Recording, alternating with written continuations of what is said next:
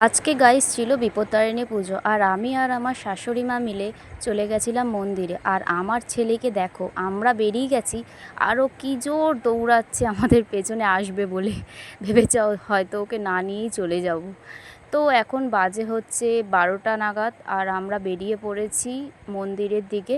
গিয়ে দেখি ঠাকুরমশাইয়ের পুজো হয়ে গেছে, একবার আরেকবারও পুজো হবে। তবে আমাদের একটু বসতে বলেছিল, আমরা সবাই ঠাকুরের ডালা ফল ফুল নিয়ে ওখানে চলে গেছিলাম। বৃষ্টিও পড়ছিল, তবে বৃষ্টির জন্য একটু দেরি করেই গেছি, বসেছিলাম, বাড়িতে সব রেডি হয়ে গেছিলো। আর এই দেখো গাইজ, আমি এখানে দাঁড়িয়ে রয়েছি, অপেক্ষা করছিলাম কখন খালি হবে আর আমরা ভেতরে যাব। এনাদের পুজো হয়ে গেছে আর এরা ঠাকুরমশাইকে নমস্কার করছে, ঠাকুর নমস্কার করছে। আর আমি, আমার শাশুড়ি মা আর আমার ছেলে এখানে দেখো নিচে দাঁড়িয়ে রয়েছে। আমার ছেলে আমাকে ধরে চুপচাপ ভয়ে রয়েছে, কেন এত লোকজন দেখছে তো সামনে। আর ওকে দেখো পাঞ্জাবি পরে বরমশাইয়ের মতো সেজে এসছে। পুজো বলে কথা, আর পাঞ্জাবি পরতে খুব ভালোবাসি, পাঞ্জাবি পরেছি বলে কি আনন্দ। আর আমার ছেলেকে নিয়ে আমি বসেছিলাম কখন ঠাকুরমশাই আসবে। আর আমার ছেলেকে দেখো ঠাকুর নমস্কার করছে, এই করছে ওই করছে, কত কিছু করছে। আজকের দিনটা ছিল শনিবার আর আজকেই আমরা ভেবেছি করে নিই বিপত্তারিণী পুজো। কেন সামনেই বিয়ার টাইম কবে পাবো গাইস, আজকে ফাঁকা ছিলাম, আজকেই করে নিয়েছিলাম।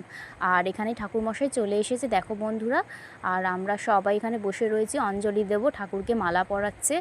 আমরা বেশি খুব একজন ছিলাম না, আমরা 4-5 জন ছিলাম, এটাই লাস্ট পুজো ছিল। আর এখানে ঠাকুরমশাই আমাদের ফুল দিয়ে দিয়েছে, আমরা ঠাকুরের সামনে এখন অঞ্জলি দেবো বসে। আর আমার ছেলেও চুপচাপ বসে রয়েছে, ও দেখো বাজাচ্ছে, হ্যাঁ কাসর বাজাচ্ছে।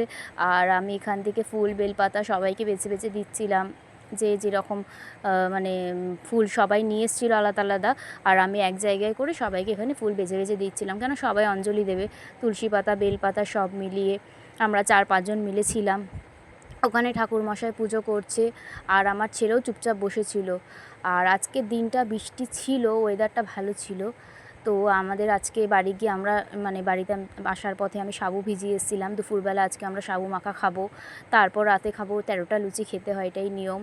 তো আমাদের পুজো কমপ্লিট হয়ে গেছে, আমি ঠাকুরকে আরতি করছিলাম মোমবাতি আর ধূপকাঠি দিয়ে। এখানে শিবলিঙ্গকেও আরতি করে নিয়েছি। আর আমার ছেলেও খুব বদমাইশি করছিল, একটুও বসছিল না। আমাদের পুজো কমপ্লিট হয়ে গেছে বন্ধুরা, আমরা এবার বাড়ির দিকে যাব। আর আমার ছেলেকে দেখো কত নম করছে, ও এত ভালোবাসছে। আর ঠাকুরের ওই শিবলিঙ্গের সাপটা দেখেও বেশি করছিল নেওয়ার জন্য, বলছে ওটা দিতে আমাকে, বারবার নমস্কার করছে, দিতে বলছে। তো বন্ধুরা আমাদের তো পুজো কমপ্লিট হয়ে গেল, এবার আমি ঠাকুরের প্রসাদ নিয়ে বাড়ির দিকে যাচ্ছি।